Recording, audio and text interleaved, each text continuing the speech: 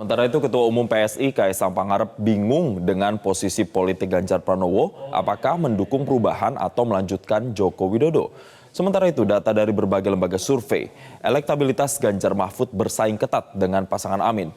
Sementara elektabilitas Prabowo dan Gibran masih unggul meskipun belum mencapai 50%.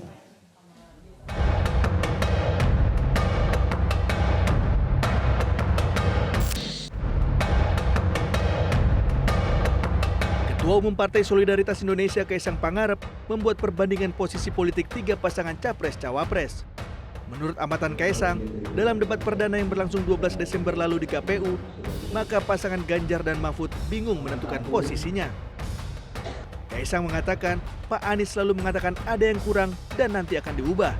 Dan kalau Pak Prabowo sudah jelas akan melanjutkan. Tapi Kaisang bingung dengan Pak Ganjar. Menurut Kaisang, Pak Ganjar bingung dengan positioningnya. Pernyataan Kaisang lalu dijawab oleh Capres nomor urut 3 Ganjar Pranowo. Ganjar yang sedang berkampanye di Bekasi Sabtu siang mengatakan, seorang politisi memang butuh waktu untuk belajar agar cerdas memahami gagasan.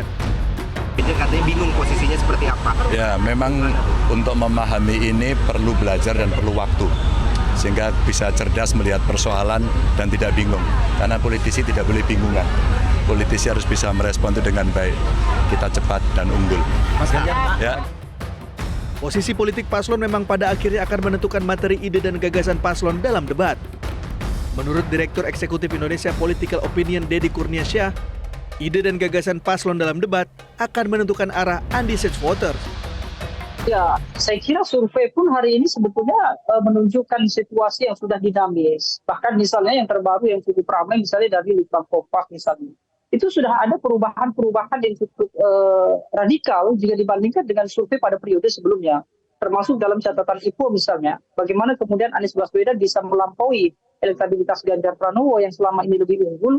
Lalu Prabowo Subianto dalam posisi yang stagnan misalnya. Nah, ke depan kalau misalnya kita baca data-data sebelumnya, termasuk di pemilu 2019, bahkan di pilkada 2017 dan 2020, undecided voter besar kemungkinan akan punya dampak terhadap perolehan suara dari masing-masing kandidat pasca debat. Berdasarkan data dari berbagai lembaga survei, elektabilitas Ganjar Mahfud bersaing ketat dengan pasangan Amin. Sementara elektabilitas Prabowo dan Gibran masih unggul meskipun belum mencapai 50%. Tim Liputan, Metro TV. Jelajahi cara baru mendapatkan informasi. Download Metro TV Extend sekarang.